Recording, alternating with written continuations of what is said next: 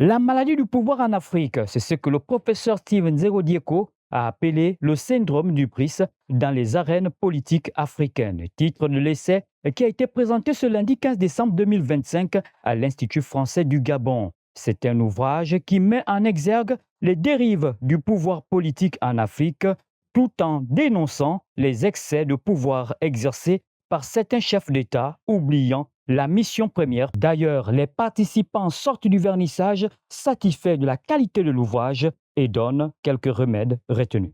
Il faut dire que le professeur Diego Dieko a fait adresser un diagnostic froid sur ces rapports-là, et en même temps qu'il a évoqué comment améliorer les mêmes rapports pour ne pas sombrer dans le syndrome du BRICS.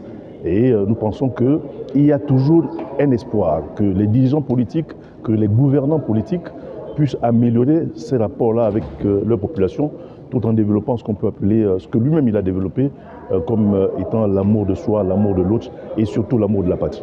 C'est le seul remède qui peut nous amener à mieux gouverner nos populations. Je sors de là avec un sentiment d'entière satisfaction, puisque ça nous permet de jauger un peu nos rapports avec nos populations. Pour le préfacier, c'est une œuvre de haute envergure et ne pouvait qu'accepter de le préfacer. L'ouvrage est très intéressant.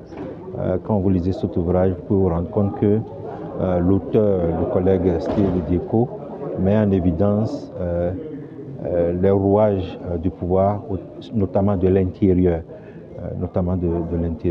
Comment un chef d'État peut peser sur un régime et quels sont les facteurs explicatifs d'une telle réalité. Et donc, quand j'ai lu l'ouvrage, je me suis rendu compte que l'ouvrage a une approche innovante et s'inscrit dans une démarche, je dirais, interdisciplinaire. J'ai accepté et j'ai écrit ce petit texte.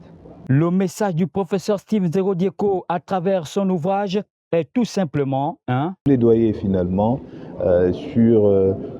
au niveau de nos leaders et nos futurs leaders sur la manière dont nos États sont finalement gouvernés, parce que manifestement, lorsqu'on observe les pathologies ici et là, ceux qui payent le lourd tribut, ce sont nos populations. Donc il faut changer les mécanismes d'accession, d'accès au pouvoir, pour que nous mettions l'accent sur le développement économique, culturel, environnemental de la plupart de nos sociétés. C'est donc une œuvre qui vient à point nommé au regard des dérives observées dans nos États sur les populations, allant du bâillonnement des médias jusqu'aux privations de liberté. C'est un ouvrage que vous retrouverez au Musée national de Libreville au coût de 20 000 francs CFA.